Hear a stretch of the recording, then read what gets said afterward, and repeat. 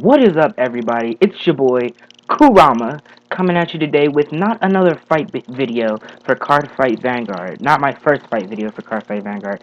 But today I'm going to be discussing something that just recently came out in the world of Vanguard that I really wanted to have a bit of a discussion about. Okay, today I would like to talk about Supremacy Black Dragon Aura Geyser Damned. Okay, so instantly, everyone looks at this card and they're like, oh my god, Supremacy Black Dragon or a Geyser Dragon with such a great card. Damned is gonna be the best. I don't agree. See, when I go down to the ability of Aura Geyser Damned, and I read it, I was extremely disappointed. The skill is Counterblast 1 and choose a face-down card named Supremacy Black Dragon Aura Geyser Dragon and from your G zone and turn it face up and choose 3 of your rear guards and retire them. Reveal 2 cards from the top of your deck. Choose one of your opponent's rear guards for each grade 1 or less card revealed from with this effect and retire them. Put the cards revealed from this effect into your hand. If the number of face-up cards named Supremacy Black Dragon or Geyser Dragon in your G zone is 3 or more, this unit gets critical +1 until the end of turn. Off the bat, I was really disappointed when I read this ability because, as everyone knows, Aura Geyser Dragon was a really good card. Uh, I guess I could say, in my opinion, I guess it was a really good card for me because when I play Vanguard, I'm really strict on calling my units out and guarding and everything.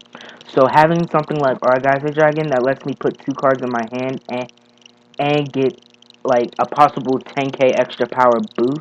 That's 36k without like any boost or anything, and I felt that was like a really good thing to have.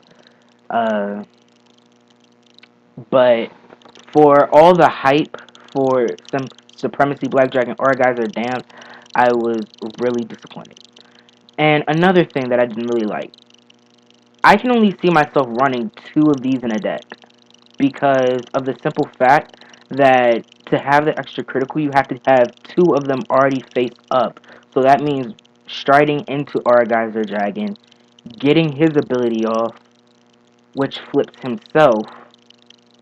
Yeah, which flips himself, and then get the 2 cards. And then right after that, I would have to stride straight into Aura Geyser Damned the next turn so I could get his ability off. Because he doesn't flip Aura Geyser Damned. He flips another Aura Geyser Dragon unless this ability is off. And if this ability is off and I flip a Damned, then that's really good.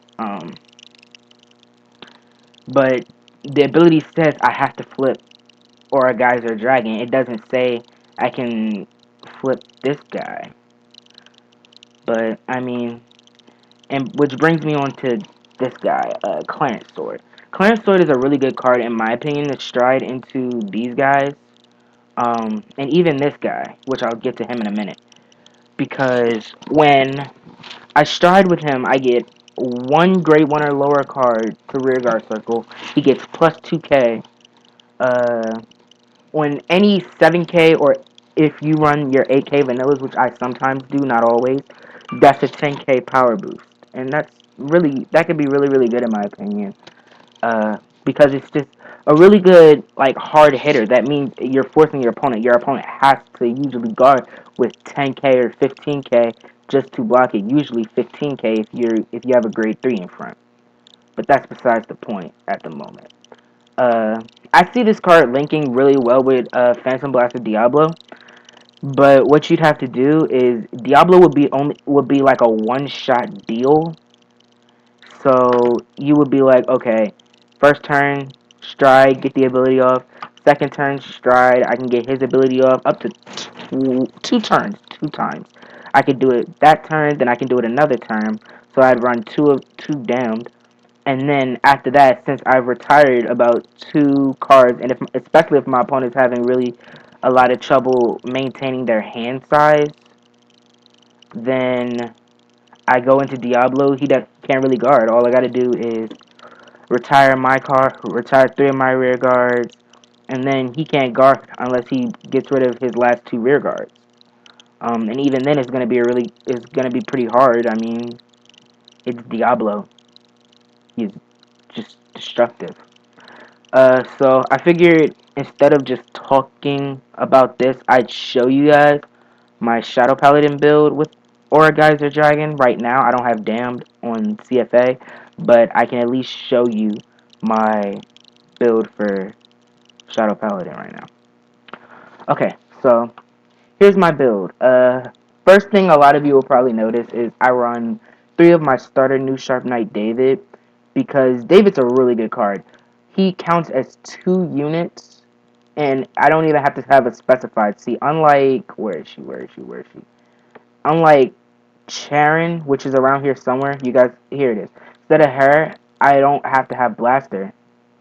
I can have anyone with him. So I run 3 of him. He's really, really good.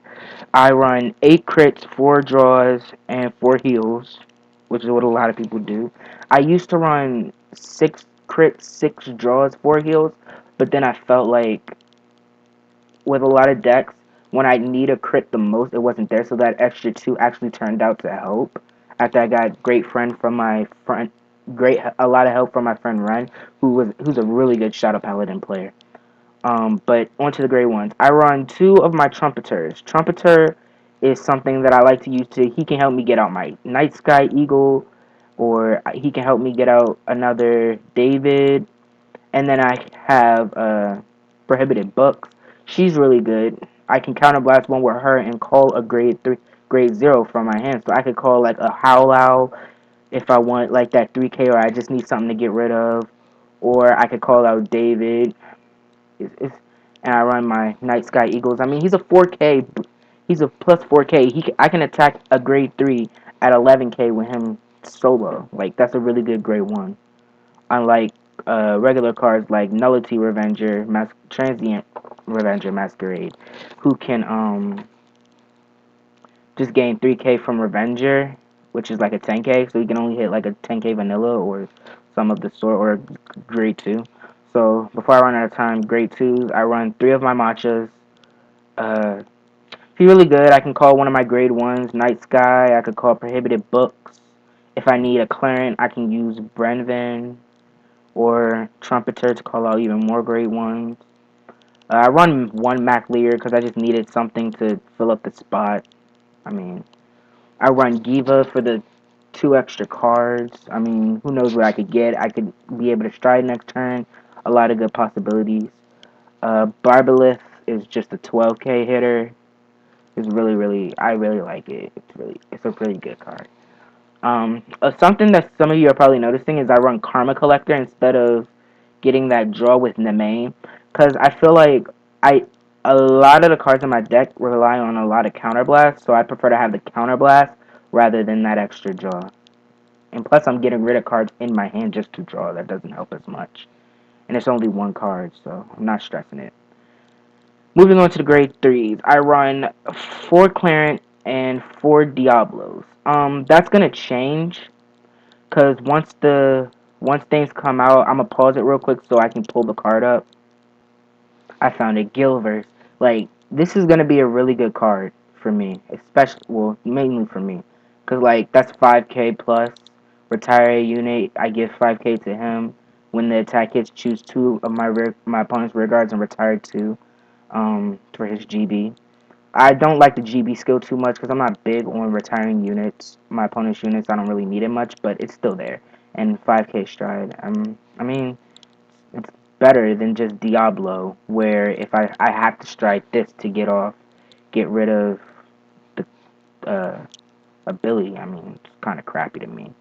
But, and standard, just like pretty much everyone else, I run Aura Geysers and Diablos. I might try Effensign or Recruiter, but other than that, this is my Shadow Paladin deck. You guys can pause it at any time and copy it if you want. I really don't mind. Uh, but yeah, that's basically what I just wanted to talk about today. My Shadow Paladin, the Shadow Paladin clan. Do I think Aura Geyser is good compared to regular? Do I think Damned is better than Aura Geyser? No. Uh, do I think that Diablo is good? Yes, he is OP. OP is good. And with that, I'm gonna end the video.